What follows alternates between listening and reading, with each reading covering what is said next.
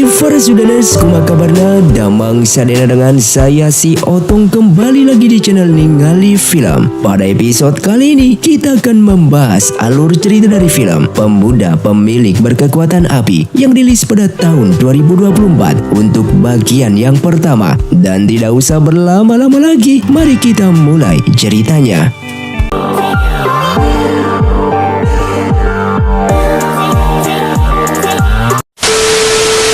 Film pun diawali dengan diceritakannya ratusan tahun yang lalu terdapat seorang dewa yang memiliki kekuatan paling hebat di seluruh tiga alam dan memiliki sifat yang kejam terhadap siapapun yang bernama Heilong. Kedatangannya ke klan dewa untuk menantang pemimpin klan dewa di sana yang bernama Genggu, sehingga mereka berdua pun berperang selama 100 hari untuk memastikan siapa yang paling terkuat demi menguasai ketiga alam ini. 其中黑龙绞杀黑龙，这场大战。 Heilong yang selama ini berlatih demi ambisinya, pada akhirnya ia pun memenangkan pertarungan tersebut dan menjadi pemimpin klan dewa selanjutnya. Namun di saat itu juga ia harus kehilangan istrinya yang terkena serangan dari musuh yang membuat dirinya sangatlah marah. Heilong yang saat ini menjadi penguasa tiga alam membuat klan siluman harus terkurung dalam kegelapan abadi yang tidak memiliki kesempatan untuk melihat matahari. Klan laut yang saat ini menjadi budak diperintahkan olehnya untuk menjaga gerbang utama. Sedangkan klan manusia harus menerima penderitaan dari generasi ke generasi untuk mencari batu merah yang nantinya dipersembahkan untuk klan dewa. Singkatnya kembali ke masa sekarang, terlihat Xuancha yang merupakan dewa yang diperintahkan oleh Heilong untuk mendatangi dan mengancam kerajaan Xin karena klan manusia yang sudah terlambat memberikan batu merah itu untuk dipersembahkan kepada mereka. Terlihat Raja Xin dan anaknya bernama Wugeng merasa kebingungan karena mereka yang mendapatkan laporan dari para warganya bahwa batu merah yang mereka dapatkan sangatlah sulit. Dan di saat itu juga Xuanchai pun telah sampai di hadapan mereka. Dikarenakan klan manusia yang terlambat memberikan batu merah itu kepada klan dewa, Xuanchai pun membawakan sebuah perintah dari Heilong bahwasanya klan manusia harus mendapatkan 10 kali lipat batu merah dari sebelumnya, yang membuat Raja Xin sangatlah marah dan menolak perintah tersebut karena mereka yang saat ini kesulitan untuk mendapatkan batu merah tersebut. Bahkan di sana Raja Xin menantang klan dewa untuk berperang karena sudah ratusan tahun klan manusia menjadi budak mereka. Dengan mendengar hal itu, Xuanchai pun menerima tantangan tersebut dan ia akan kembali bersama pasukannya untuk memusnahkan kerajaan Xin saat ini juga. Singkatnya perang pun terjadi. Terlihat para dewa yang memiliki kekuatan khusus mampu membunuh dan menghancurkan ratusan ribu pasukan kerajaan Xin dengan mudahnya.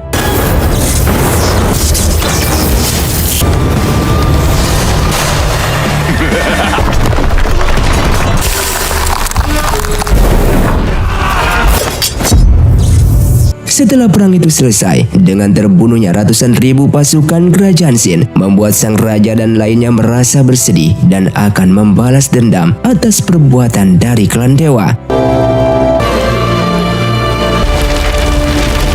Hingga di malam harinya terdapat sekelompok pasukan yang akan memasuki kediaman sang raja dan ingin membunuhnya. Namun di saat mereka masuk, sang raja sudah tidak ada di sana dan datanglah pasukan kerajaan untuk menangkap mereka. Yang ternyata pasukan itu merupakan pasukan kerajaan milik Jenderal An yang ingin membunuh sang raja dengan alasan karena ia tidak setuju jika mereka berperang lagi dengan klan dewa dengan melihat kembali nyawa ratusan ribu prajurit melayang. Dikarenakan mereka yang merupakan manusia biasa yang tidak mungkin menang melawan klan dewa yang memiliki kekuatan terkuatnya.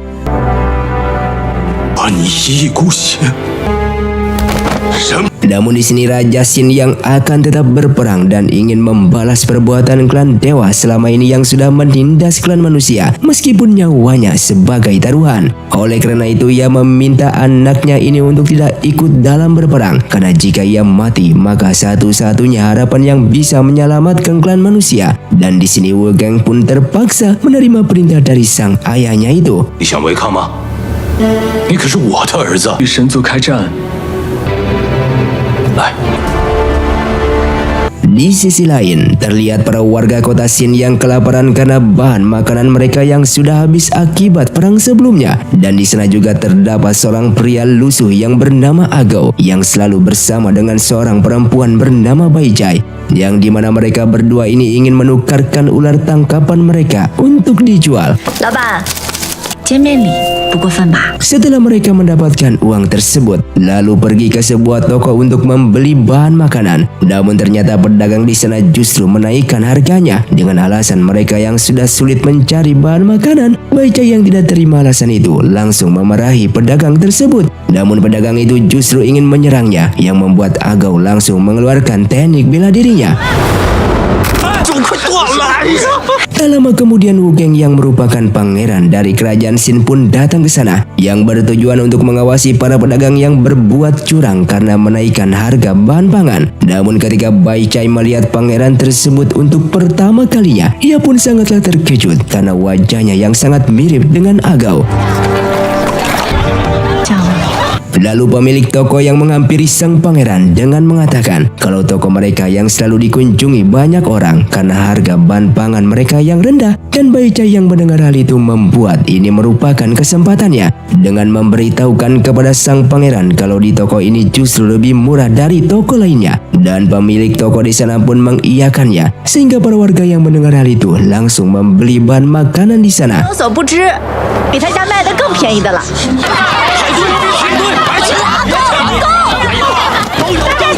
Pemilik toko yang merasa dirugikan akan pernyataan Baicai, ia pun langsung memerintahkan pasukan untuk menangkapnya. 1袋粮食8倍钱。 Tak lama kemudian Wu Geng yang tak sengaja melihat keributan itu langsung datang ke sana dengan meminta penjelasan apa yang sudah terjadi. Dan anak buah pemilik toko di sana memfitnah mereka berdua dengan mengatakan kalau uang yang diberikan untuk membeli bahan makanan sebelumnya ternyata adalah palsu. Wu Geng yang merasa itu merupakan perbuatan yang sudah melanggar hukum kerajaan, ia pun langsung memerintahkan pasukannya untuk menangkap mereka berdua. Namun di sana Agao dan Baicai justru memberontak, dan Baicai yang berpisah dengan Agao justru tertangkap oleh sang pangeran.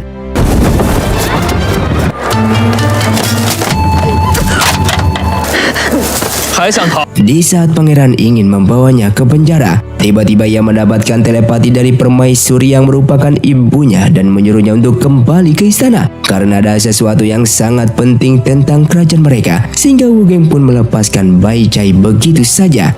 孰对孰错？ Setelah sampai di sana, permaisuri yang bernama Xin Yue ini mengatakan kepada Wu Geng untuk tidak ikut dalam berperang nantinya, karena jika kerajaan kalah maka Wu Geng merupakan satu-satunya harapan sang ibu dan ayahnya. Di sini sang ibu pun menyarankan untuk Wu Geng mempelajari kekuatan abadi seperti layaknya seorang dewa agar mampu mengalahkan mereka dan klan manusia tidak menjadi budak mereka lagi. 心为责任。 Setelah itu ia pun menemui Raja Xin yang sudah mempersiapkan diri untuk berperang. Dan di sini Raja Xin bertekad akan melawan pasukan klan dewa apapun yang terjadi. Walaupun ia tahu klan manusia tidak mungkin menang melawan mereka. Maka dari itu ia pun meminta istrinya ini untuk menjaga anaknya. Karena Wu Geng merupakan satu-satunya penerus dirinya untuk menjaga para warga dari serangan klan dewa nantinya. Yang ternyata permaisuri Xin Yue ini merupakan mantan petinggi klan dewa terdahulu yang berpura-pura menyamar menjadi manusia biasa, dan tidak ada seorang pun yang tahu kalau ia merupakan seorang dewa terkecuali suaminya. 只要是跟大王在一起。 Sementara di luar sana, terlihat para warga yang masih mencari bahan pokok yang murah untuk dibeli. Tiba-tiba langit pun menjadi gelap yang membuat mereka ketakutan. Yang ternyata itu merupakan tanda pasukan klan dewa datang yang akan menyerang mereka.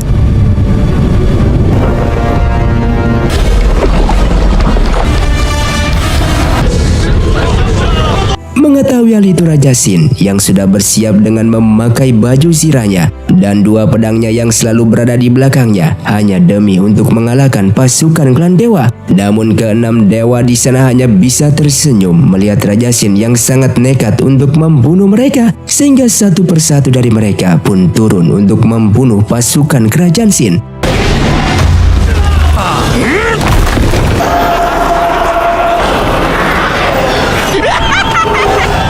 Sementara di sisi lain, terlihat pasukan kerajaan Bai yang dipimpin oleh Raja Zoufa bersama putranya yang bernama Zogi. Mereka yang masih patuh terhadap klan dewa diperintahkan oleh mereka untuk menyerang kerajaan Xin, sehingga pertarungan pun terjadi. Dengan mengetahui hal itu, Raja Xin pun akan keluar gerbang untuk melawan mereka. Dan tak lama kemudian Wu Geng pun datang ke sana untuk membantu sang ayah. Walaupun ia disuruh untuk tidak ikut oleh sang ayah, namun ia tetap memaksanya. Karena ia yang tidak tega membiarkan pasukan kerajaan Xin terbunuh di hadapannya tanpa melakukan apapun. Melihat tekad anaknya itu, Raja Xin pun mengizinkannya untuk berperang bersama-sama.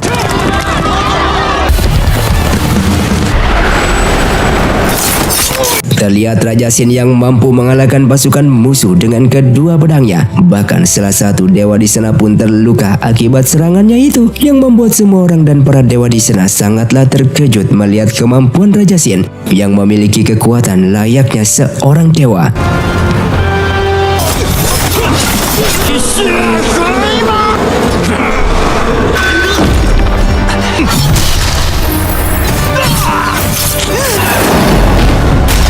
Dan di saat Raja Xin akan membunuh dewa di sana, tiba-tiba ia diserang oleh salah satu dewa lainnya yang membuat Raja Xin pun terpental.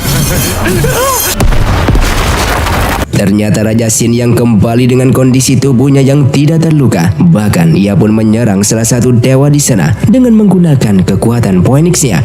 天魁的金刚戒指。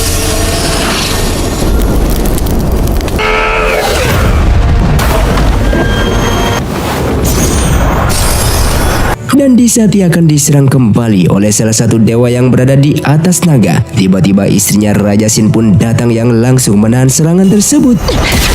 Di saat itulah pasukan dewa melihatnya sangatlah terkejut karena Xin Yue yang selama ini menghilang sedang menyamar menjadi manusia biasa. Bahkan di sana salah satu petinggi dewa yang merupakan kakaknya tidak menyangka kalau adiknya masih hidup dan ia bernama Xin Kui. Tidak hanya mereka, Wu Geng pun baru mengetahui melihat ibu dan ayahnya yang memiliki kekuatan seperti klan dewa. Dari sanalah sang ibu memberitahukannya kalau ia merupakan dewa Phoenix yang dulu dikurung di penjara bawah tanah istana kerajaan Xin oleh raja terdahulu. Dan di saat Raja Xin menjabat sebagai raja selanjutnya, ia pun diselamatkan oleh ayahnya itu, sehingga ia memberikan baju sirah Phoenix-nya untuk sang ayah. 族的追杀。 赌亲王的血。 Dengan melihat kekuatan dari Raja Xin saat ini, Xin Kui pun menganggap kalau Raja Xin lah yang merupakan manusia yang nantinya akan membantai klan dewa sesuai ramalan terdahulu. Oleh karena itu, pemimpin klan dewa yang merupakan Hailong langsung turun ke bumi untuk melawan Raja Xin. Dan seketika itulah semua orang merasa kesakitan di saat Hailong datang ke sana.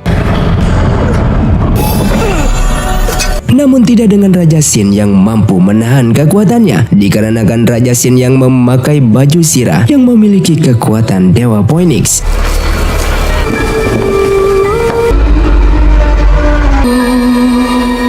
Hailong yang merasa senang karena setelah sekian lama ada lawan yang tangguh dan mampu menahan kekuatannya ini. 我们是人，你们这些奴隶。 Raja Xin yang menyadari kalau ia tidak akan mampu melawan Hailong karena ia yang merupakan manusia biasa. Namun ia tetap teguh untuk melawannya dengan seluruh kekuatannya demi kerajaan Xin miliknya. Di saat itulah Hailong menggunakan kekuatan segel dinding agar Raja Xin tidak kabur dari sana, yang membuat Raja Xin kewalahan melawan Hailong yang merupakan dewa terkuat di 3 alam. 前亲手撕。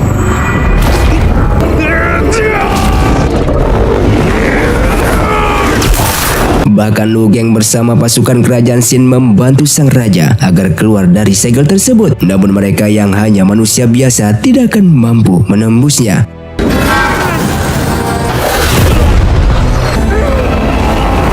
Dan tiba-tiba pendekar pedang dari klan manusia pun datang ke sana yang langsung menembus segel tersebut, yang ternyata ia merupakan adiknya Raja Xin yang bernama Xiu. Dengan kemampuan pedangnya ia pun berhasil menghancurkan segelnya dan Raja Xin pun selamat dari sana.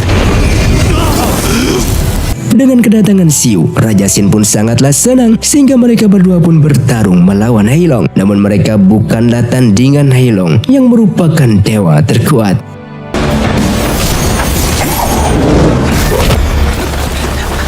Di sisi lain, terlihat Agau yang saat ini masih berada di dalam kota Xin. Ia pun berlari dengan mengikuti gelang yang ia pakai. Namun tiba-tiba, ia pun pingsan seketika.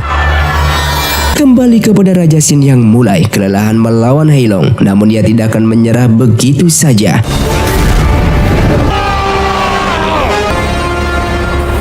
Sedangkan Xiu yang sedang bertarung melawan salah satu dewa di sana, dan ia pun menggunakan seluruh kekuatan pedangnya demi mengalahkan dewa tersebut. Di saat itulah Heilong yang sudah kehilangan kesabarannya. Ia pun menggunakan seluruh kekuatannya untuk mengalahkan Raja Xin, hingga pada akhirnya Raja Xin pun kalah dan mati di sana.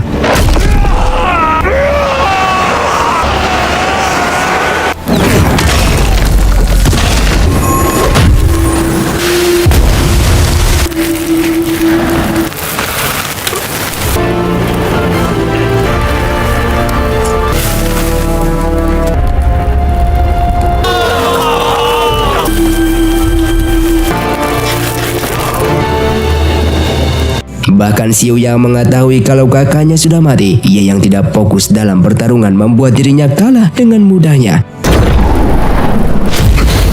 Di saat itulah Heilong yang menang langsung pergi dari sana, sedangkan kerajaan Bai langsung memasuki kota Xin dan akan mengambil alih kota tersebut.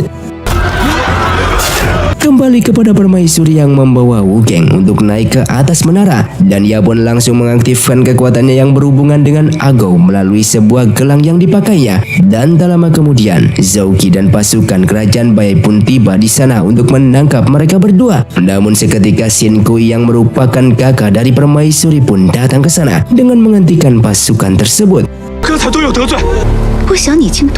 Kedatangannya Xin Kui ke sana untuk mengajak adiknya ini untuk kembali ke istana klan dewa. Namun Xin Yue justru menolak permintaan tersebut yang membuat Xin Kui marah dan menyerangnya. Wu Geng yang melihat itu langsung menghentikan serangan tersebut hingga membuat ia terluka parah. Lalu dengan seketika permaisuri pun langsung bunuh diri. Bahkan di sana ia mengeluarkan kekuatan api Phoenix-nya untuk membakar dirinya bersama anaknya tersebut. Hal itu ia lakukan demi Wu Geng agar dianggap dalam mati oleh semua orang.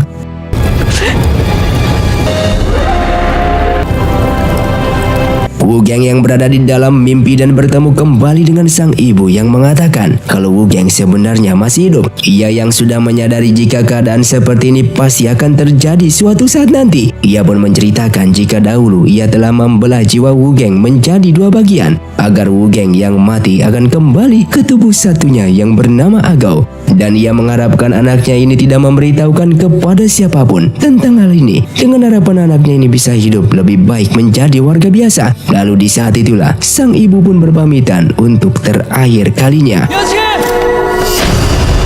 Wu Geng yang kembali hidup dan berada di tubuh Agau, ia pun sangatlah sedih dengan keadaan ini. Namun ia akan tetap melaksanakan apa yang dipinta oleh ayah dan ibunya tersebut agar ia tetap hidup dengan menjalani kehidupan yang ada.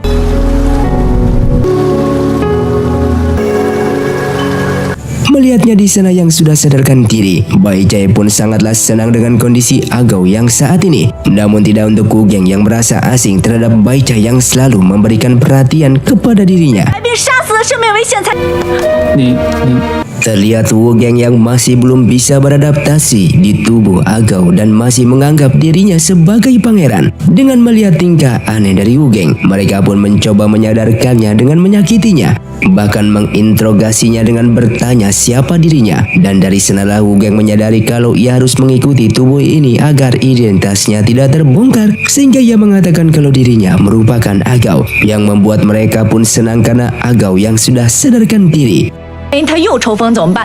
Namun di saat waktunya makan, Agau pun merasa jijik dengan makanan yang tak biasa ia makan. Dan di saat mereka sudah tertidur, ia pun berhasil melepaskan ikatannya. Ia yang merasa kesal terhadap Bai Jai, namun ia juga merasa kasihan melihat kehidupan mereka seperti ini. Hingga di pagi harinya, terlihat Raja Xin dan para petingginya yang sudah tewas digantung di gerbang istana dengan disaksikan oleh seluruh warga. Agau yang sudah berada di sana merasa marah, namun apa daya ia hanya bisa melihat dari kejauhan. Bahkan Zhou Qi yang merupakan pangeran dari kerajaan Bai langsung mencambuk jasad Raja Xin, yang membuat Agau semakin marah dengan keadaan ini. 如今在白王的英明引领下， Agau yang semakin geram memutuskan untuk menyerang sendirian. Namun tiba-tiba muncul prajurit kerajaan Sin yang tersisa di bawah pimpinan Jenderal An. Agau yang berteriak bahwa dirinya akan merebut jasad ayahnya membuat sang jenderal pun sangatlah terkejut mendengarnya. Sekaligus merasa senang karena sang pangeran ternyata masih hidup. Kemudian Jenderal An pun memberikan sesuatu untuk meleburkan jasad Raja Sin, sedangkan ia akan bertarung melawan para musuh di sana. Terlihat Agau yang berhasil menghampiri ayahnya dan mengambil plakat Raja Kerajaan Sin di sana. Dengan segera ia pun membakar jasad ayahnya tersebut dengan berdoa agar sang ayah tenang di kehidupan selanjutnya.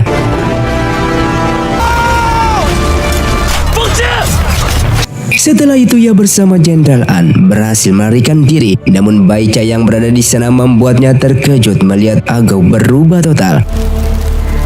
Singkatnya mereka pun tiba di sebuah rumah kosong dan di sini Agau menegaskan kepada Jenderal An untuk menyembunyikan identitasnya sebagai pangeran, yang saat ini ia merupakan rakyat biasa sebagai Agau yang tinggal bersama seorang wanita dan anak yatim piatu. Di saat ia sedang mencari obat untuk Jenderal An, tiba-tiba Baichai pun datang dengan membawa obat ke sana dengan mengatakan kalau ia telah melihat semua yang Agau lakukan tadi. Namun di sini Agau menghiraukannya yang langsung mengobati Jenderal An yang sudah terluka parah. Di sisi lain, terlihat Xuan Cai mendatangi kerajaan Bai dengan meminta batu merah untuk diperbanyak hingga 10 kali lipat seperti permintaan kepada kerajaan Sin dahulu. Dan di sini kerajaan Bai menuruti perintahnya tersebut. 白国的老弟，神王岂会不知？ Kembali kepada Baichai yang menyuruh Agau untuk menangkap ikan untuk menguji apakah pria yang di hadapannya ini Agau atau bukan. Karena Agau yang dulu mampu menangkap ikan dengan mudahnya, namun di sini Agau yang sekarang justru tidak mampu menangkapnya, yang membuat Baichai semakin curiga kepadanya. Bahkan di saat perjalanan pulang, Baichai yang masih penasaran langsung menyuruh Agau untuk mengambil kayu bakar di sana, dan Agau yang sekarang kembali tidak mampu mengambilnya, yang membuat Baichai langsung menanyakan siapa sebenarnya dirinya. Namun Agau berhasil meyakinkan Baichai dengan mengatakan kalau ia yang sudah hilang ingatan sejak pingsan di saat peperangan. 我明白了。 Di sisi lain, Zouki yang membawa seorang wanita ke suatu ruangan. Namun setelah wanita memasukinya, ternyata ia ditumbalkan untuk persembahan kepada dewa yang bernama Guimu untuk meningkatkan kekuatannya. Di sana sesat Zouki penasaran kepada seorang pemuda yang melebur jasad Raja Sin, sehingga ia curiga kalau orang tersebut merupakan Wu Geng. Namun tak mungkin masih hidup karena ia sendiri melihatnya tewas bersama ibunya. Mereka pun kembali ke rumah dengan menjalani kehidupan seperti biasanya. Bahkan Agau sudah mulai beradaptasi dengan sekitar dan terutama dengan makanannya. Hingga beberapa hari kemudian, Jenderal An pun sudah mulai pulih dari lukanya. Dan di malam harinya, tubuh Baichai yang sangat kedinginan dan ia bermimpi masa kecilnya di saat pertama kali bertemu dengan Agau. Yang ternyata tubuh dingin Baichai merupakan penyakit bawaan sejak kecil. Namun tak disangka, dinginnya seketika hilang saat bersentuhan dengan Agau yang memberikan energi hangat dari gelang tersebut. Dan sejak saat itulah Agau sering menyembuhkan Baichai ketika penyakitnya kambuh. Namun saat ini, Wu Geng yang berada di tubuh Agau ini tidak mengetahui hal itu, yang membuat Baichai semakin kedinginan. Bahkan anak-anak di sana pun mengingatkan hanya Agau lah yang bisa menyembuhkannya. Namun Agau terlihat semakin bingung apa yang harus ia lakukan. 你照顾白姑娘，我带他们去烧水。 Singkatnya Baichai yang pingsan lalu dibawa ke tabib untuk diobati. Dan ia yang sadar kembali justru ingin pulang karena ia tahu kalau penyakitnya ini tak akan bisa diobati oleh sang tabib. Bahkan di sini ia sangatlah kesal kepada Agau yang tidak menyembuhkannya. Maka dari itu ia merasa yang berada di hadapannya ini bukanlah Agau yang ia kenal.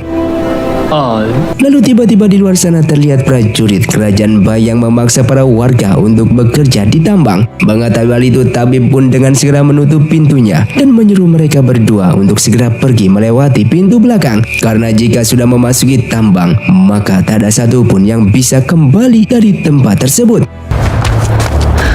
Namun setelah keluar, mereka justru tergabung oleh pasukan tersebut sehingga pertarungan pun terjadi. Agao yang berhasil mengusir pasukan itu dan ia tak sengaja memegang tangan Bai Chai di sana sehingga penyakit Bai Chai pun seketika sembuh. 感觉好多了。 Mereka yang akan pulang tiba-tiba di tengah perjalanan terdapat seekor harimau muncul menyerang.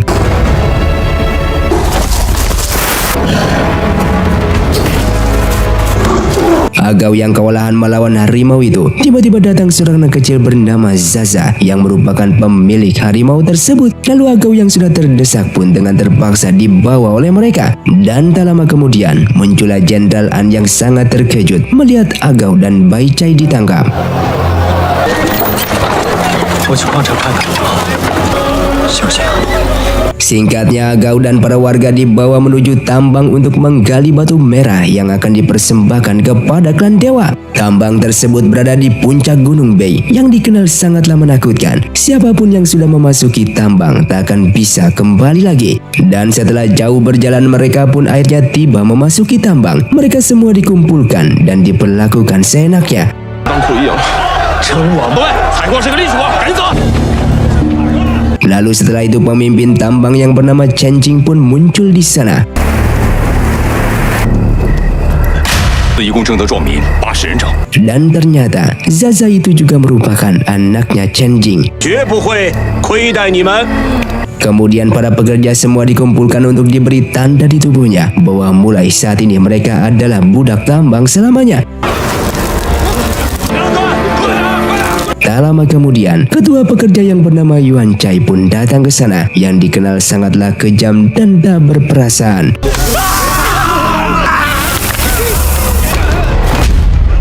Agao yang memberontak akhirnya ditandai juga sebagai budak tambang. Semua pekerja menjalani kehidupan sehari-harinya penuh dengan penindasan. Bahkan mereka bekerja hampir seharian penuh harus mencapai target yang ditentukan. Dan jika tak mencapai target, maka tak akan mendapatkan makan dan istirahat.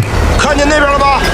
我们长途跋涉来到。 Di sini Agao masih bingung kenapa Heilong sangat berambisi menginginkan batu merah dalam jumlah yang sangat banyak. Bahkan permintaan setiap bulan semakin bertambah yang membuat rakyat semakin sengsara karena mereka yang bekerja tanpa batasan waktu. Sehingga Agao pun protes kepada Yun Chai agar para pekerja beristirahat dulu. 你小子有种，不愿意做狗的。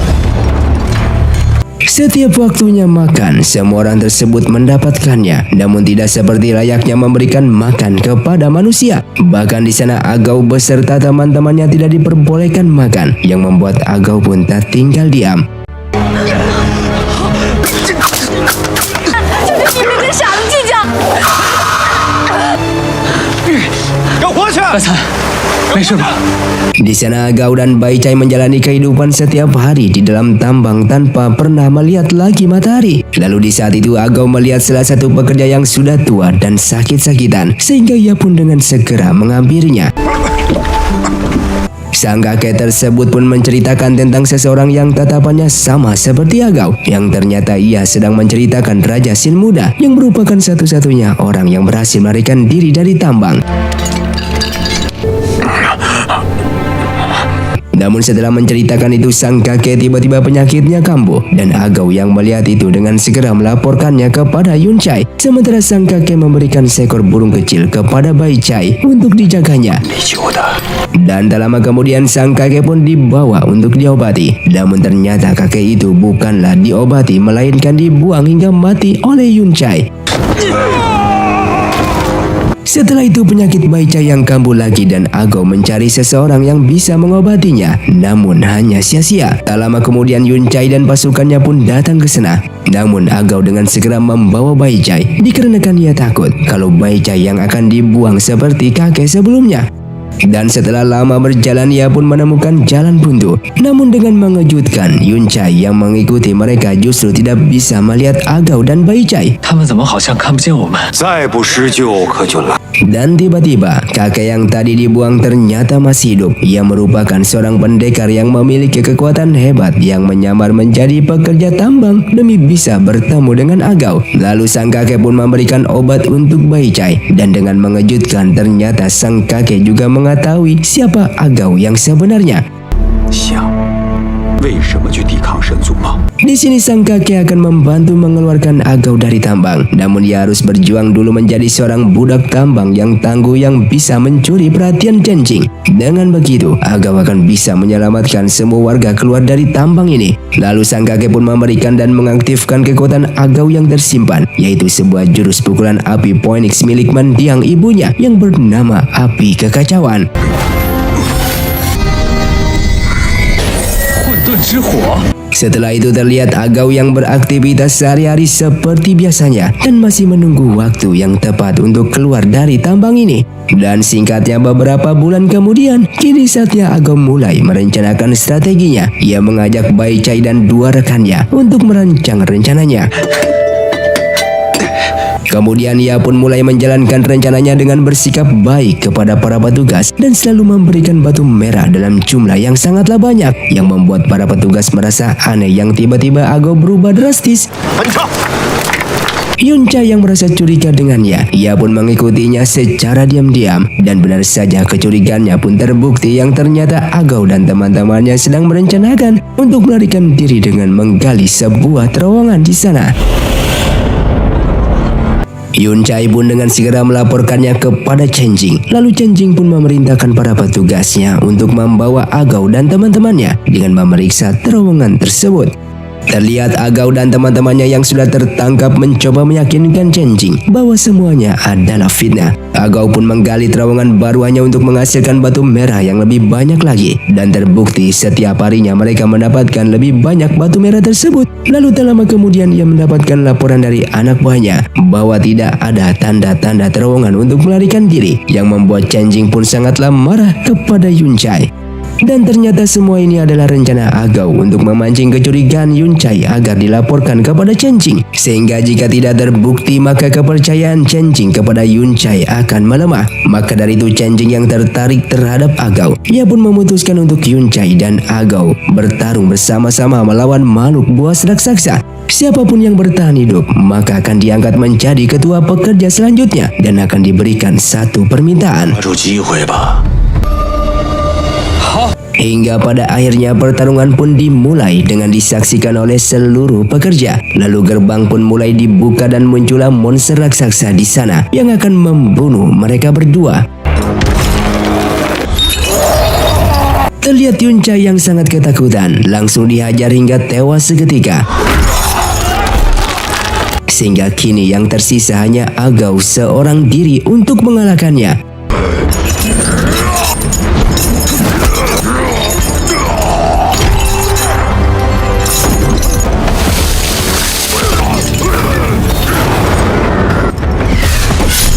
Agao yang berhasil mengalahkan raksasa tersebut dengan disambut gembira oleh seluruh pekerja di sana. Sehingga kini Agao pun resmi menjadi ketua pekerja menggantikan posisi Yun Chai dengan dilantik langsung oleh Chen-Jing. 走走走，爹爹带你去。每劳作10天，休息1天。 Hingga keesokan harinya Agao yang terlihat berbeda dengan memakai pakaian ketua pekerja. Dengan mengumumkan bahwa mulai saat ini ia berjanji akan memberikan makanan dan pakaian yang layak untuk semua pekerja di sini. Di saat Agao akan menemui Chen-Jing untuk melaporkan semua yang berhubungan dengan tambang. Namun di saat mendekati ia pun terkejut melihat tenaga dalam Chen-Jing yang begitu luar biasa. Sehingga ia merasa bahwa Chen-Jing merupakan pemilik kekuatan tingkat tinggi. Namun anehnya di sini kenapa Chen-Jing tunduk kepada kerajaan Bai dan terhadap klan dewa. 能向这个神族有个好的，应该的，应该的。 Singkatnya 4 tahun kemudian, Agao yang akan menepati janjinya untuk membebaskan seluruh warga dari cengkraman Gunung Tambang. Namun sesuatu yang besar terjadi di dalam sana. Terlihat ada makhluk misterius yang mengancam para pekerja, yang setiap harinya selalu ada yang hilang dibawa oleh makhluk tersebut. Sedangkan di luar sana, terlihat Zhouqi bersama Dewa Guimu tiba di Gunung Tambang dengan disambut oleh Chen-Jing. 金鬼木大神， 起来吧。 Di saat mereka berjalan, seketika Guimu tersinggung dengan perkataan Chen-Jing tentang kekalahannya oleh Raja Xin. Guimu yang marah langsung merendahkan Chen-Jing, dan ternyata Chen-Jing ini merupakan seorang raja dari kerajaan Wangu yang telah dimusnahkan oleh klan dewa. Ia terpaksa tunduk dan mengalah demi keselamatan putranya, yaitu Zaza. Kedatangan Pangeran Zouki ke sini karena untuk berlatih tenaga dalam kepada Chen Jing.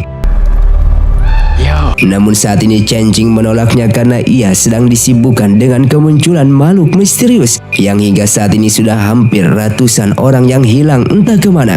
Dan mendengar hal itu, Guimu bersama Zouki akan menyelidikinya secara langsung. 殿下抬举这种怪物， Hingga di saat mereka tiba di tambang, Agao pun sangatlah terkejut melihat mereka ada di sini. Tak lama setelah itu, Chen Jing pun memanggil Agao untuk menjelaskan tentang makhluk tersebut. Namun Zouki terkejut karena ia mengenali Agao yang merupakan orang yang telah melebur jasad Raja Xin, dan Agao pun langsung menjelaskan kalau ia bukanlah orang yang dimaksud. 绝不是什么王子。 绝对不是什么兴国的余孽。 Tak lama kemudian makhluk misterius muncul kembali sehingga ia dikejar oleh para prajurit di sana. Bahkan Zouki bersama para petingginya pun ikut terpancing mengejarnya.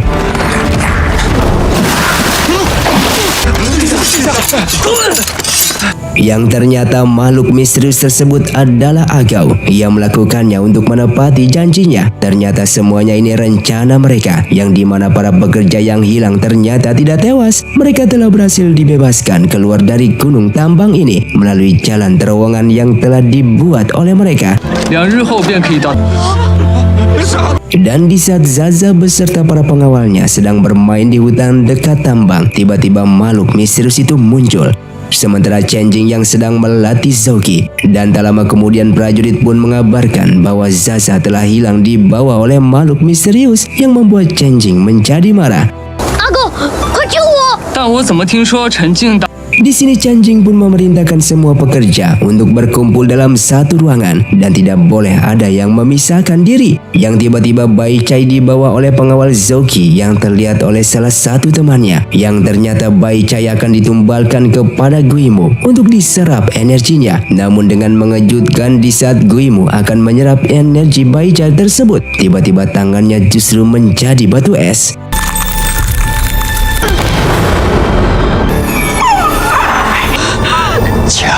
Di sini Agao pun mengumpulkan semua orang untuk menyampaikan sesuatu dengan mengatakan kalau penyamaran yang sebenarnya dari makhluk misterius itu adalah dirinya, dengan tujuan untuk membebaskan para pekerja keluar dari tambang, yang membuat mereka semua terkejut dan kagum apa yang telah Agao lakukan. Tak lama kemudian muncullah petugas penjaga pintu, dan dengan mengelabui mereka akhirnya Agao berhasil mendapatkan kuncinya, sehingga Agao dengan segera membawa mereka semua menuju keluar tambang untuk dibebaskan. Mereka pun akhirnya bebas melihat matahari lagi setelah sekian lama terkurung, dan Agao pun sangatlah senang karena telah berhasil menepati janjinya. Namun salah satu temannya mengabarkan bahwa Bai Chai saat ini sedang dibawa oleh Zouki. Agao dengan segera mencarinya, dan tiba-tiba burung kecil pun muncul di sana dengan menunjukkan tempatnya, dan hingga tiba di depan pintu ia pun langsung mengeluarkan kekuatannya. Namun ia yang masih lemah justru terpental dan terluka parah oleh serangan Dewa Guimu.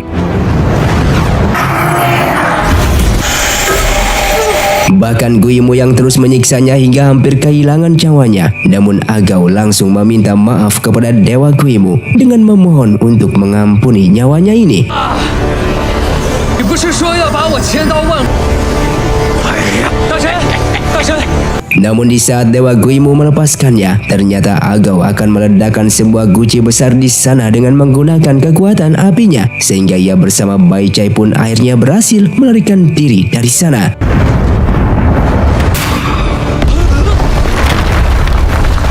Sementara Chen Jing dan prajuritnya masih mencari putranya, namun tiba-tiba seorang prajurit mengabarkan bahwa Guimu lah yang merupakan makhluk misterius tersebut. Mendengar hal itu, Chen Jing pun sangatlah marah dan segera pergi ke sana karena telah berani menculik anaknya. Sementara Agao dan Bai Chai dikejar oleh belalang beracun milik Dewa Guimu, dan tiba-tiba Chen Jing pun datang ke sana. Ia yang marah kepada Guimu karena dicurigai telah membawa putranya. Bahkan di sana Agao pun meyakinkan Chen Jing bahwa Guimu yang telah membawa Zaza untuk diserap energinya, dengan bukti sebuah kalung dari Zaza ada pada Guimu, sehingga Chen Jing pun langsung menyerangnya dengan teknik kekuatan yang luar biasa. 儿子，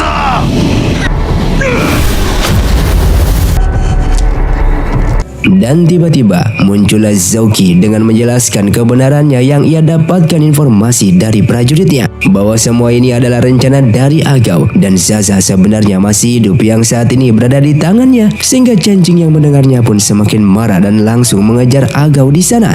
说， Setelah berhasil ditangkap, Chen Jing pun mengancamnya untuk mengatakan di mana Zaza disembunyikan. Bahkan Zhouqi pun akan membunuh Bai Chai kalau Agao masih belum memberitahukan keberadaan anaknya Chen Jing. Dan di saat ia akan membunuh Bai Chai di sana, tiba-tiba monster raksasa tersebut datang untuk menyelamatkan mereka berdua. 抓过来！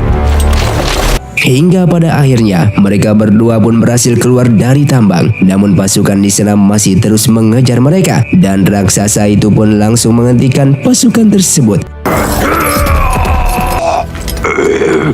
Namun raksasa itu tidak bisa menghentikan mereka yang membuatnya mati di sana.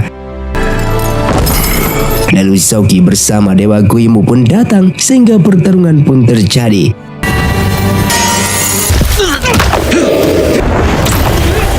Namun Agao yang masih lemah, ia pun tetap tidak bisa mengalahkan salah satu dewa tersebut. Bahkan ia akan dibunuh olehnya. 阴界，与你皱纹的人生。 Dan tak lama kemudian datanglah seseorang misterius yang langsung menyerang Guimu yang bernama Fushi yang berasal dari klan laut. Bahkan ia merupakan guru dari Dewa Guimu. Lalu ia menyelamatkan Agao dan Bai Chai yang membuat Chen Jing marah, karena hanya Agao lah satu-satunya orang yang mengetahui keberadaan anaknya tersebut. 还我儿渣渣！ Dan film pun bersambung. Terima kasih untuk kalian yang sudah menonton video ini sampai habis. Sampai jumpa di video selanjutnya. Saya pamit undur diri, ningali film. Saya undur diri dan salam Sundaners.